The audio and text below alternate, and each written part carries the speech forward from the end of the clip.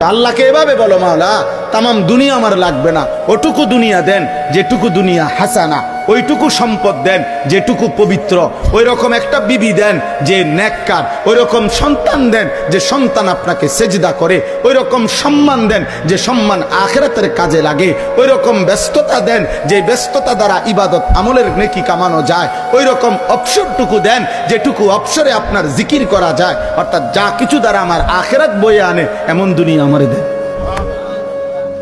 তামামটা লাগবে না মাওলা, পুরোটা দিয়ে কিনব। ওয়াফিল আখিরাতি হাসানা, আখিরাতও যা উত্তম তাই দেন। তাহলে দুনিয়া বাদ দিতে বলছে না, আখিরাত ভুলতে নিষেধ করছে। আমরা তো এটাই বলতে চাই, দুনিয়া করো না ভাই, কোনো সমস্যা কি? আল্লাহকে ছেড়ে দিলা কেন? হালাল হারাম ছেড়ে দিলা কেন? এরম শুরু করলা কা?